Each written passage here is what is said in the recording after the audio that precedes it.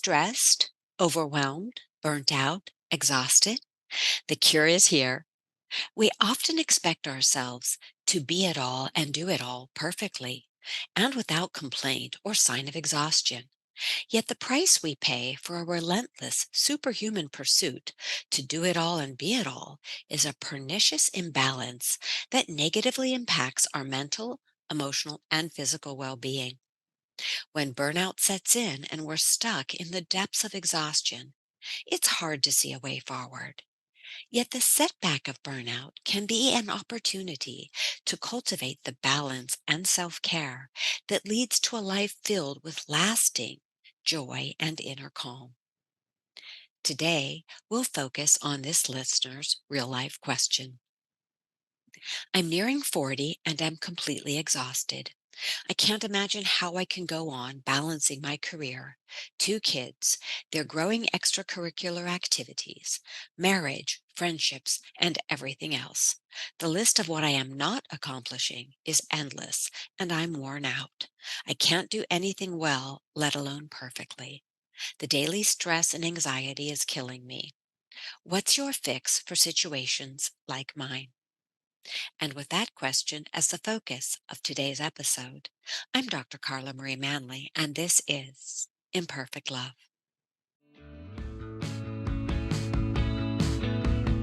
Welcome to Imperfect Love with Dr. Carla Marie Manley, psychologist, author, and relationship expert.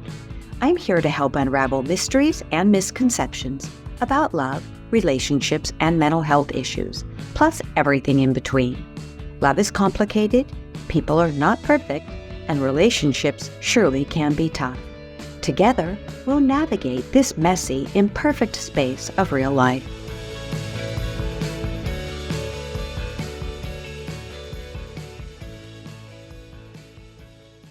Today, I'm joined by a very special guest, Chantay Golson, executive leadership coach, who will be sharing her experience on creating balance and self-care. Chantay, welcome to Imperfect Love. Thanks for joining us today. Thank you for the invitation. Can't wait to dive into the conversation. It's such a joy to have you. And before we get to the listener's question and the issue of exhaustion, burnout, and coming out of that and creating new ways of being, could you tell our listeners a little bit about what makes you you? What makes me is the ability to be resilient beyond cost. So I am an entrepreneur by trade. I scaled my mental health business to 5 clinics, and I burnt out. So going and going and going, one day became a downfall, and it hindered my ability to manage my practices, losing $250,000 here, 30,000 here, this month, that month. And I began to search myself because symptoms were persisting.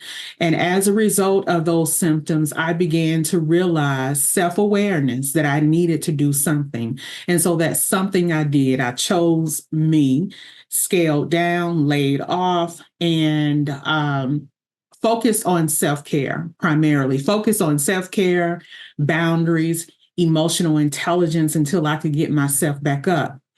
But Dr. Carly, that's not all, as they say on game shows.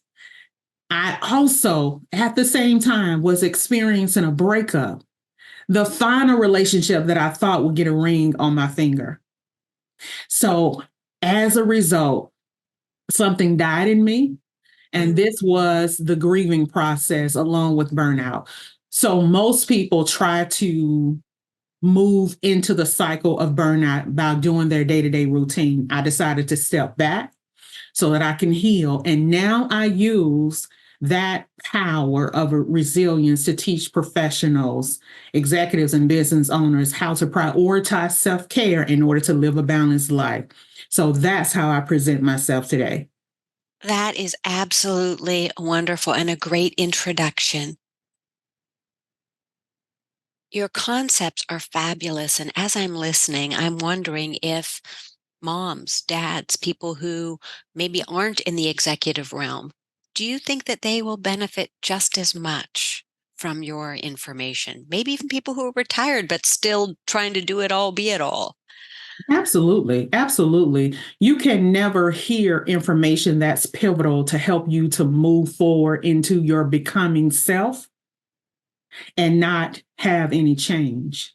Whether you're an executive, a business owner, or you are dad sitting on the porch with your iced tea, there is something everyone can learn. So you use a term that I like, Mhm. your becoming self. Could you tell Mhm. us a little bit about what you mean when you say your becoming self? Absolutely. So I teach from a three-tier structure. Okay. B, that's your current existence.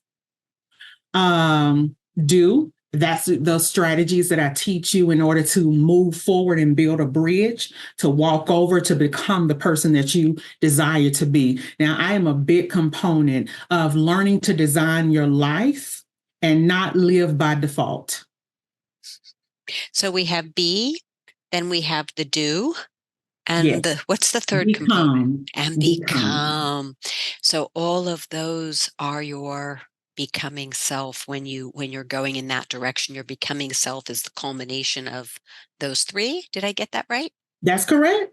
Okay. And I also like what you just said, which is essentially if you want to create a life that feels good, that feels successful, that feels rejuvenating rather than exhausting, you need to be a participant in making that happen. You can't let life control you.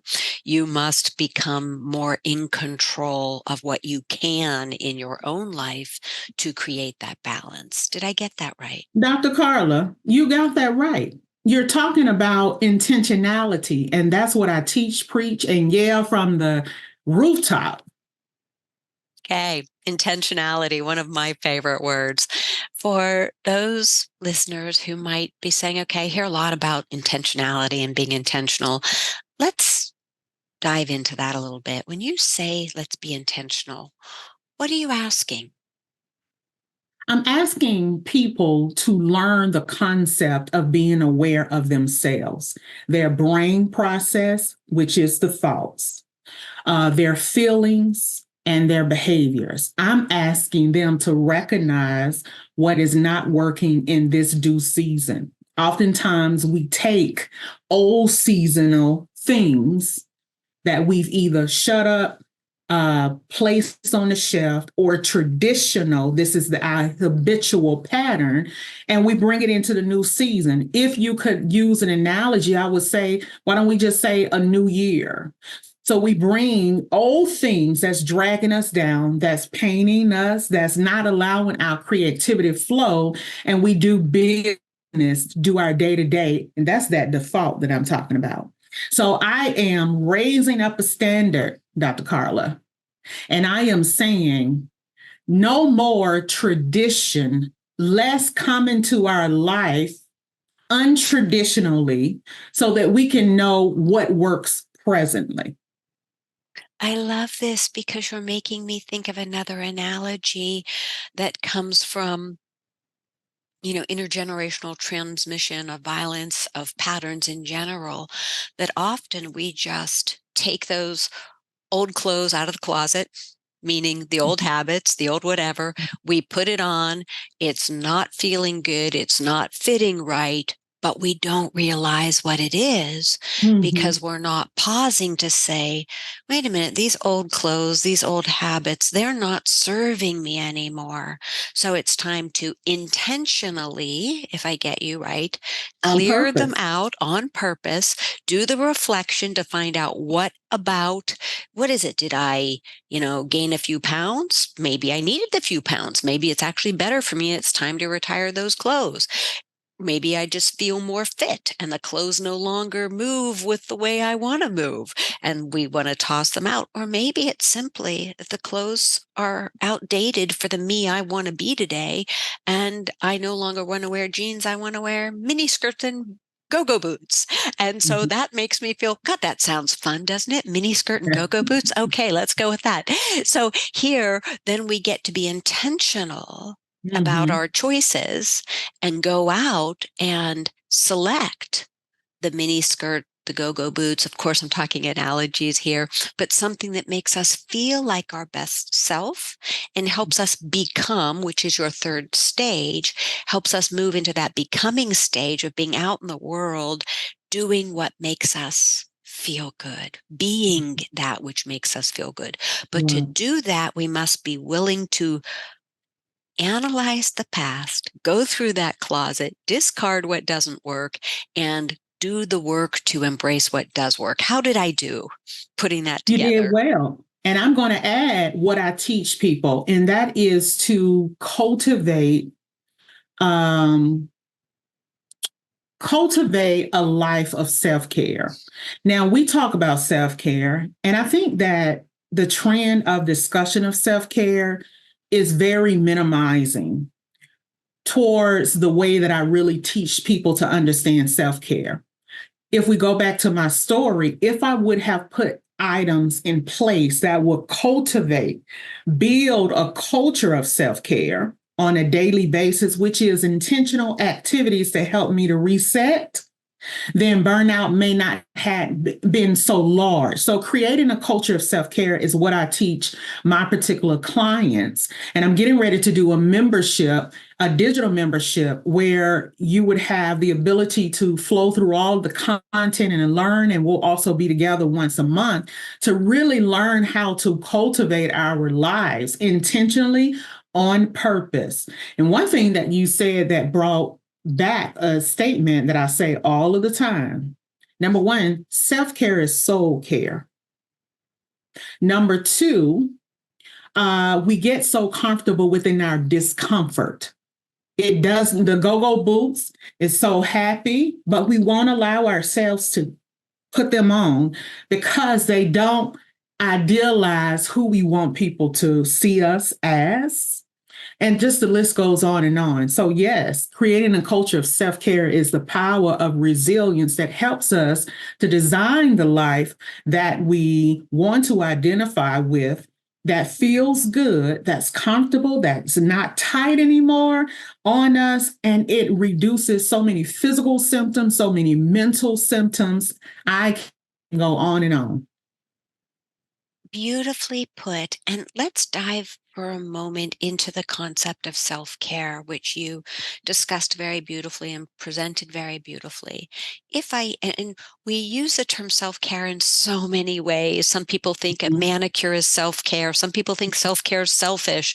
So when you boil it down to, as you said, this is a paraphrase of what I thought I heard you say, an intentional daily act that allows you to reset. Correct. Okay, Correct. so this would be perhaps pausing to do daily exercise, pausing to be quiet for a little time of day, every morning, maybe pausing to journal, maybe pausing to meditate, to do your breathing exercises. It might be something as simple as going for a 5-minute walk around the block. Mhm. Whatever it is that this individual pauses to discern, this is what I need. And as you said, this is what my soul needs. And I Yes. love that soul component because sometimes the brain and the soul are at cross purposes. The Right. brain says self care is doing more or buying more, whereas the soul doesn't care what we're buying. Mhm. The soul cares what we're doing to allow that rest, restoration, and connection to the inner self. What do you Mhm. think of that? Yeah, additionally, when we talk about the brain and its functions and we talk about the physicality and or the aspect of our body function, there's a distinct difference between how emotionally intelligent you are in regards to understanding your self awareness. And so I teach individuals how to understand themselves, how to connect with the subconscious, because we know that the answers are there if we can tap into that deep part of us. So when we talk about the warring of the brain, is telling us something, but our body is telling us something else. We have to be aware. So, for an example, if we're sitting at our desk and we are just pushing along, pushing along, pushing along, no, I got to get this finished. I have to get this finished. But we have not recognized how many sighs we have done in the last minute. Mhm. You sighed about 5 times, but you had not recognized it. You start moving and fidgeting in your chair, but you just think it's just a part of your day. You start shifting your neck and cracking, trying to crack your back. But that's just a part of your day, right? That's just the expectation you have for this culture called hustle. But if you can actively identify that your mind is telling you to keep going, but your body is saying, hello, hello, I'm tired.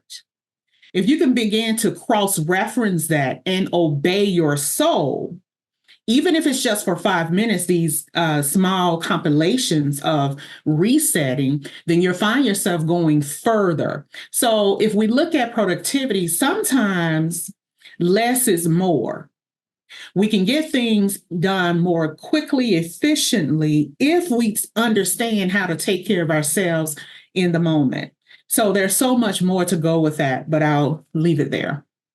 I love what you're saying, and I have a funny example from just yesterday. I have had a little cold or a big cold, whatever it is, flu, something. And of course, me being me, I just pushed through it. And yesterday morning, I went for my early morning walk, and everything in my body was saying, don't. It's raining, it's cold, you need to have a break. And my brain was saying, but you have to get out there. It's what you do. It'll allow you to sit still for the day and tend to your clients. And my body was saying, please don't. And so, of course, I get my stuff on, I go out for a walk. I'm out there, I'm soaking wet, and I love the rain. And I'm thinking, but I should be happy. I should be enjoying this walk. And I realized, you're being silly. Reset, do what's right for you. I got my cell phone. I called my hubby. I said, honey, would you come and get me? And Mm-hmm. here I'm already, you know, 3 miles out, and he comes, he finds me and takes me home. Now, that's a big thing for me to do, to ask someone for help, to not finish my restorative walk yet. In the end, I was really, we giggled and I thought it was pretty funny, but it was an act of self-care to allow myself, to finally listen to what my body was asking, and then to ask for help. And that help came in the form of picking up my phone and then getting the help. And I think sometimes now, ideally, it wouldn't take me going out on the walk and getting miserable to do that, but we don't want to shame or blame the self. We just want to be able to say, wow, you actually did ultimately listen to yourself. And then I used that time differently that I would have been on my walk, which is to have a little bit of morning quiet. And Mm-hmm. so, is that for you? Does that sound like a good example of diving inward, at least eventually, to listen to the self, to Yes, listen? and as a matter of fact, that goes into my 3-tier formula, which is awareness, acknowledgement, and then strategize. What we have to understand is the mind and the body, especially if this is learned behavior, you've been pushing yourself for a very long time. We want to feel accomplished, so our to-do list has to be completed, no matter what. But as emotional intelligence is increased, you understand what you need. You are aware of what you need at the moment, at the time, and you're able to listen to yourself, your soul saying, hey, it's raining. Is that the best alternative? Should I just go to the family room or wherever to just exercise? This is not what I prefer to do, but I know that the rain can make me sick if I'm walking a long time, right? So, yes, in your particular scenario, while you did not start off what I would call being aware, you eventually got there and you began to listen intelligently and deductive reasoning, Yes. right? Deductive reasoning and then strategize differently. So, yes, I would say that is an example. Excellent. So with that, awareness, when we turn to our listener's question or, Mhm. series of issues, a mom who's just overextended, career, she's very tired, suffering from burnout, it sounds like, and no end in sight. It sounds like she's looking at these two kiddos and saying now their activities are actually increasing, and she's feeling really stressed, burnt out, and exhausted. What would you suggest for her? I would suggest for her to sit down in a quiet space. The dog is not barking, the TV is not on, the children are not running. And if this takes her leaving the house, then it's a must. She needs to sit down and reflect.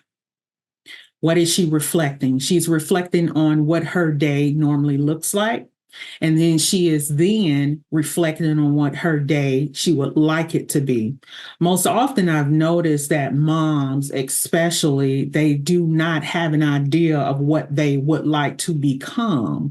So we have to go through that process for them to re identify themselves because they have identified themselves not by what they like, but by being mom, but by being wife. So all of the hats they have, that is their identity at this point, and they can't see themselves beyond. So I would like for her to go out into a neutral zone, go to the park, go sit in a parking lot with your burger, with your favorite little meal to yourself. And this is a part of self care, reflecting. In addition to that, I would like for her to consider identifying what's her life, what she would like it to look like. She can take it from a 24-hour period. Do I want to do this on a Thursday?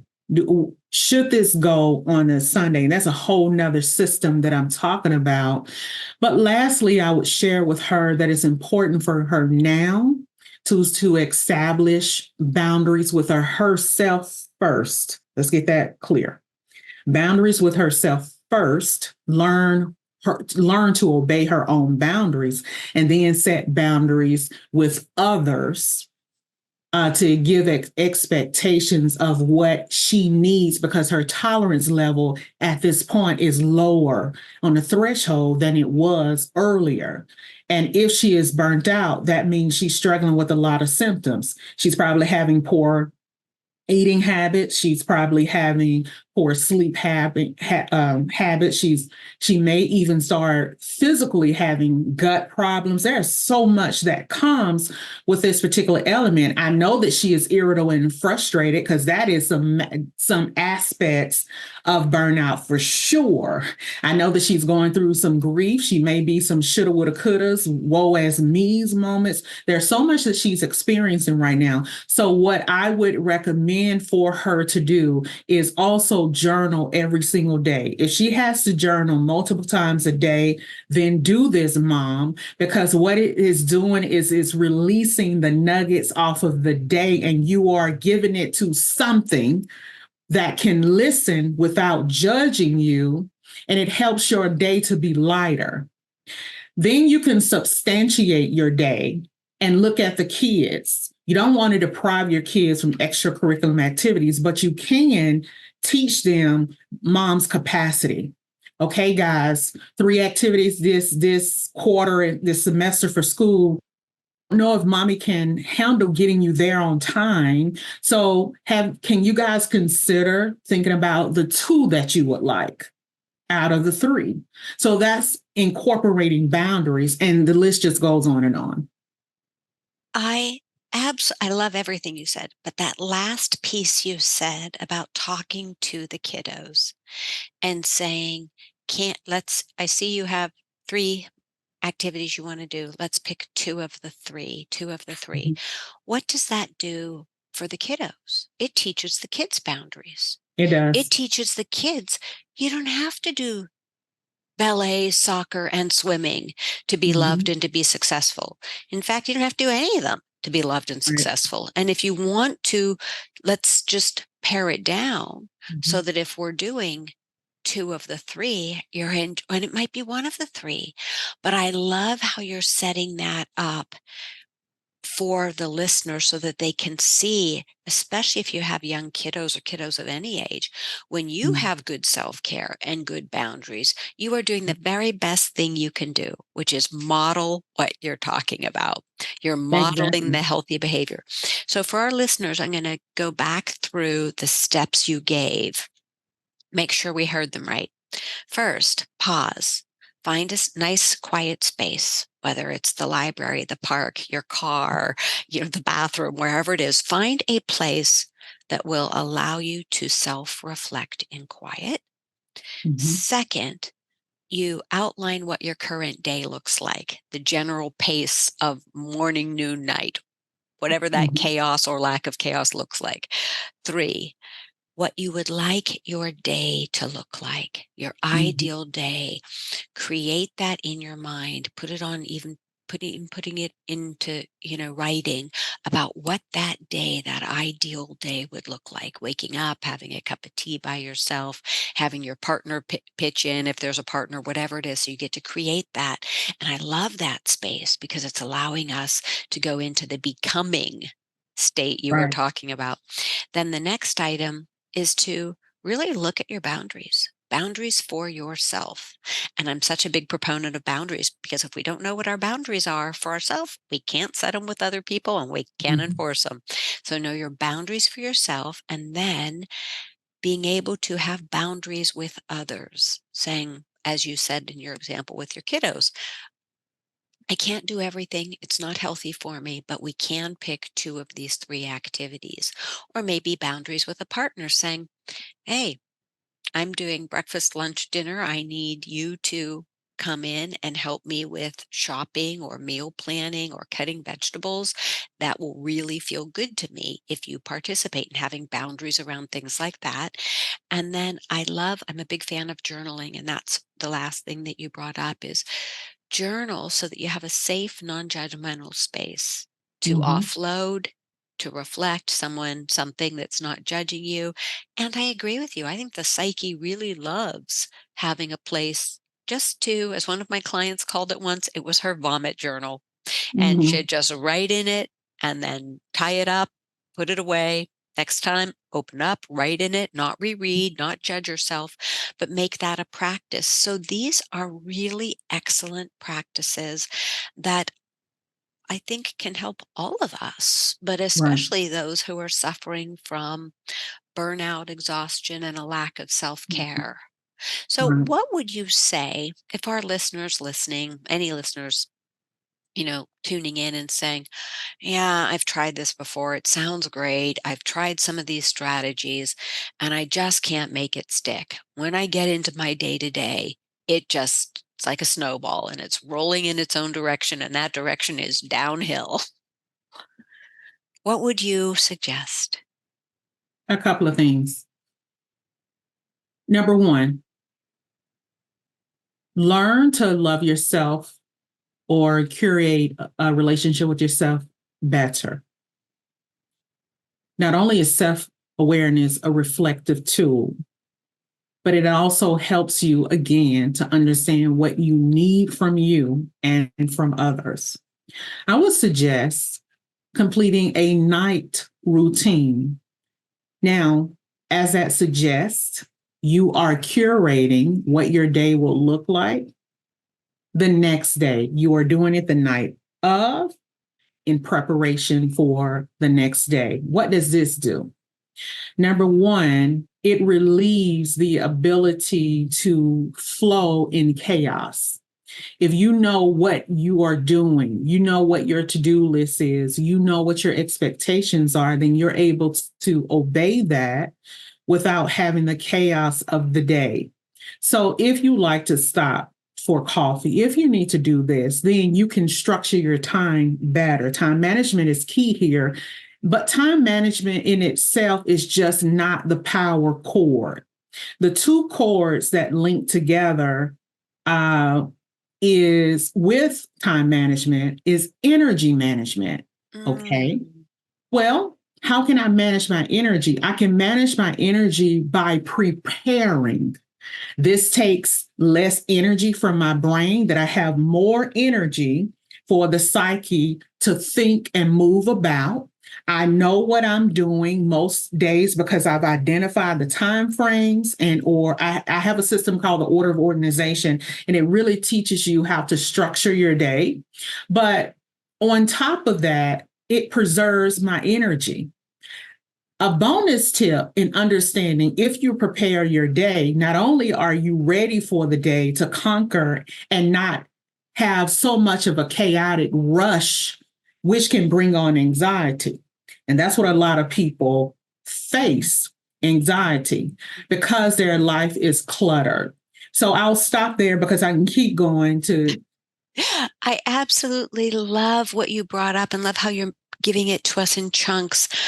And as I'm listening to you, I'm reminded of when kiddos are little, we can either race with them in the morning to get everything packed and the lunches packed and the homework thrown in the backpacks and all of that, or we can learn, wait a minute, if we slow it down, if we pack the backpack at night, if we make sure that the school assignments are done or the coloring assignments, whatever it is, that the backpack's by the door, that we did our little double check, that the clothes for the morning are laid out, at least we have an idea of what it is and where things are, that come morning, the rush is not really there because then all we have to do is maybe double check that everything's there, triple check if we need to, and eat breakfast and be on our way.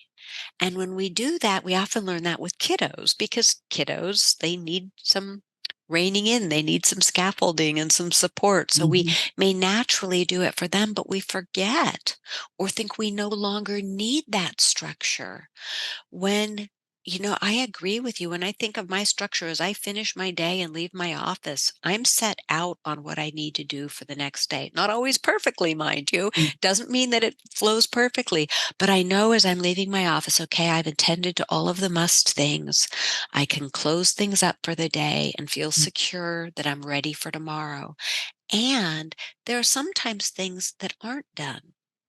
But Right, what we can do as imperfect human beings is make sure that they aren't the major things. They might be on our right, wish list of things, but right. there are things that in a day or two aren't really going to matter. And I think for me, that's been a big piece in my letting go of perfection is Mhm. knowing that sometimes things on our wish list are more of what the brain wants us to accomplish rather than things that will really make a difference. Right. And that's the difference between understanding valuable money making and targeted exercises in your business or your day versus busy work. Busy work is so easy to disguise from targeted work.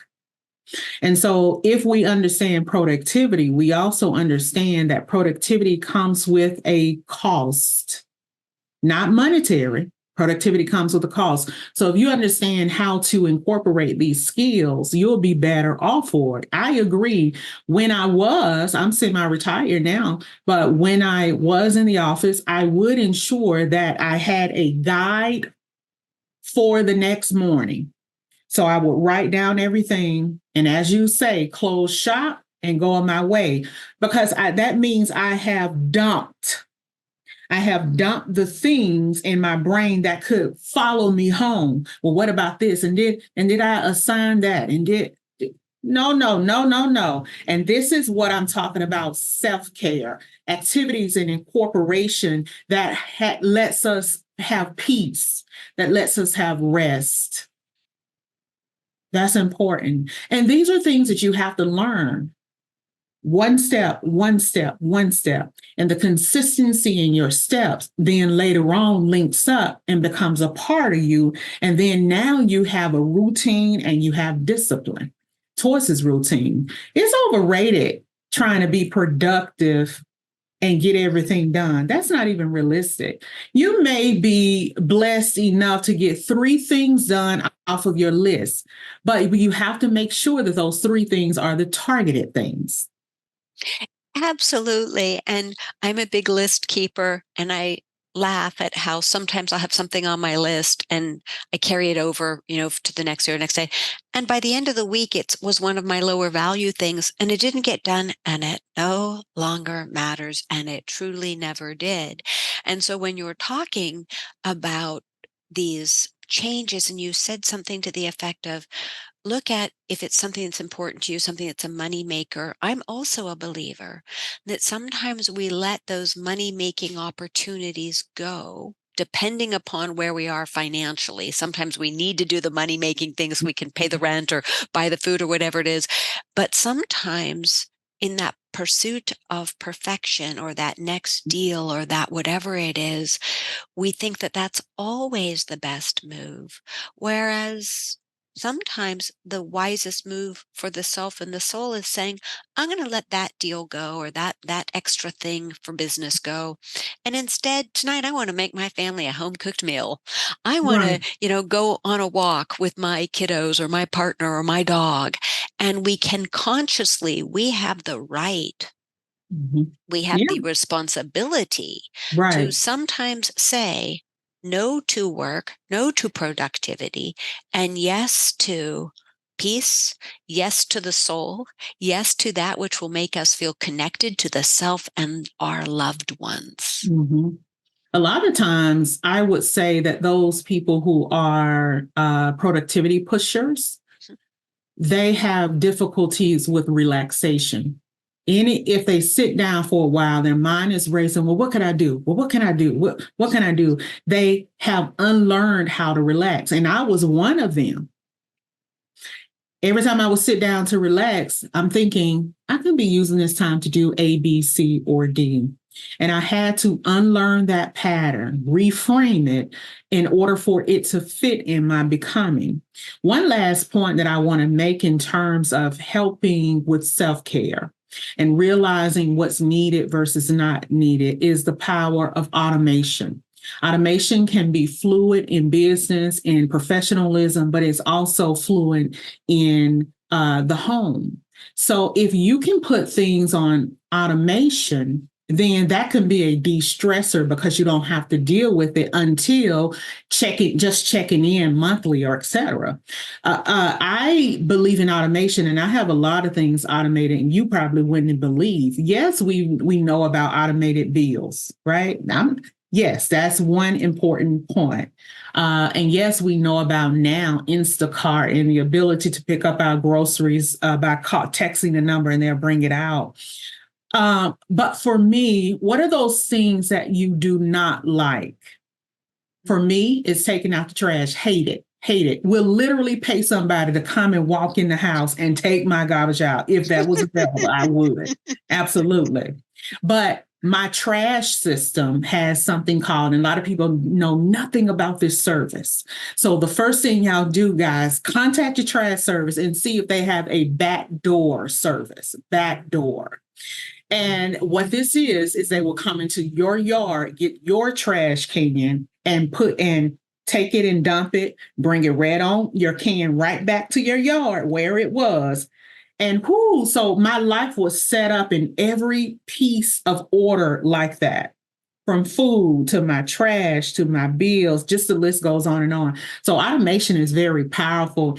It gives you your time back. That's the power. I love that. And I love that idea of making use of technology in ways that work for you. And if Mm, you're using technology in a way that doesn't work for you, that you realize, you think, oh, I'm using tech and it should work for me, but it doesn't, feel free mm, to back off. right. Or as you were saying, lean into it. And I'm laughing about the trash because I totally get it. Some people hate taking out their trash. For me, strangely enough, it is a highlight of the week. I love taking my big old recycling can and the yard waste can and the dog's bounding beside me and we're taking it out, and I make it fun. But Mm, that's not for everyone because, mm-mm. like you're saying, for some people, that's like the worst. And if you have a partner, then you can say, hey, hon, I don't like taking out the trash. Will you take out the trash and I'll do something that you don't like to do? So we Mhm. can also negotiate to remove ourselves from the things that we don't like to do. Right. And that's a really often underemphasized part in our lives, that when we Mhm. have partners or even kids, to say to them if they're old enough to take the trash out, hey, or to do something, to have boundaries around that and say, hey, this is something you can do to contribute. And often, as parents, as moms, as dads, we are really hesitant to ask for support. And Mm. as you're saying, when we do automation, we're not asking any other human for support. And so that often feels better to us. But it truly is okay for us to Mhm. ask those. And sometimes it is the best role modeling in the world when we ask someone else to do something to ease our load. Absolutely. It's excellent self care. Well, my goodness, Chantay, you are a wealth of information, and you have offered us so much with your coaching and leadership expertise. Could you tell us one or two more things that either will help the listener's question or listeners in general before we find out where our listeners can find you? There are a lot of things that I can tell you, but one thing I can tell you is we were just talking about productivity. And one thing that I read and or heard just the other day is that the weekday of Monday, catch this, the weekday of Monday is the highest day for heart attacks. Makes sense. Why? Because people are regretting, they are nail biting because they have to go to work. So, the one thing that I want to admonish your audience is you have the ability to choose. Mm.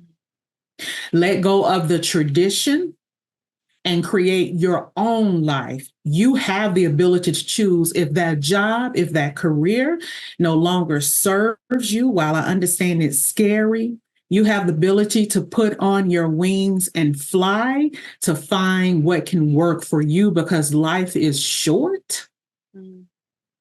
and you've got to remove yourself from this breakout of hustle culture. As we get older, women and men over 40, those particular things no longer serve, in my opinion. They start deserving us. They start bringing on physical ailments. Now you're taking blood pressure pills when before you weren't taking blood pressure pills. Things are happening to our body. The World Health Organization says that we wear burnout like a badge of honor. Look at me, I'm doing everything. I'm wearing all the hats, and broken and deplorable and so many deficits within. Their minds are racing. They have anxiety and depression. It's not worth it because there are so many ways that we can make money now online. So many ways. Take your intellectual property. If you are looking to pivot, take your intellectual property, what you've been doing for years, and turn it into a service that people need. And you want to make it a valuable service. If you were not out in the world providing your service, people would go down. And that's how valuable you want to present yourself and have value propositions that will make your life awesome, right? So, my plan, as I'm currently designing, redesigning, reinventing my life presently, is I am going to, my plan is to create a lifestyle that I can be at the Mediterranean Sea, making money, lying in the sun, and being happy. Happiness is important to me at this stage of my life. So let's break free from the burnout, the chaos, the depression, the anxiety. You are worth more and you have a freedom of choice. Take it. Thank you, Chantay. Beautifully put. And again, when we look at back to our listener, just to wrap it up, when you're stressed, when you're wearing burnout as a badge of what you are accomplishing or not accomplishing, we're modeling that for the people in our lives. Mhm. And we get to redefine, as you're saying, we get to redefine productivity. We get to look at a productive life as being one that makes us feel with joy and satisfaction, that we don't need to be being, doing, Right. trying to be perfect, trying to do it all. We get to reinvent ourselves as you Right. are doing and say, wait a second, this is the life that I want to live. This is the pace Absolutely. I want to live it at, and start taking baby steps in that direction. It won't Correct. change overnight, listeners. Been there, done that. It takes time, it takes years, but we can individually and collectively, we can get there. So thank Mhm. you, most wonderful Coach Chantay. Where can our listeners find you? You can find me giving out emotional intelligence information, live examples on Instagram at The Leveling Place. You can also find me on YouTube and my website, The Leveling Place. On YouTube, there are a plethora of videos, interviews, podcasts, library that I'm talking to professional women and men on how to recover from burnout. And so that's at Chantay Golson over at YouTube. Excellent. Well, thank you, Chantay. And listeners, the spelling of Chantay's name is Chantay. Last name is Golson, Golson. Chantay Golson, LPC, mental wellness executive coach. And Chantay, again, thank you for being with us today. And listeners, thank you for being with us. And this is Imperfect Love.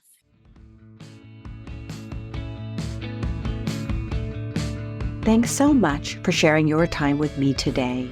Remember, you have the power to transform your life and love fearlessly, if imperfectly, and it's my privilege to help you along the way. You can find more life-changing content, including my books and other podcast episodes, at drcarlamanley.com. Feel free to submit your own confidential questions through my website. I'll do my very best to include your issue on a future episode. If you found this podcast helpful, please subscribe and leave a review. Until we connect again, this is Dr. Carla Marie Manley wishing you oceans of blessings and love. Please note, this podcast is psychoeducational in nature and is not intended to replace formal mental health support. Please contact your healthcare provider or emergency hotline if you need psychiatric care. And as always, please take good care of your amazing, wonderful self.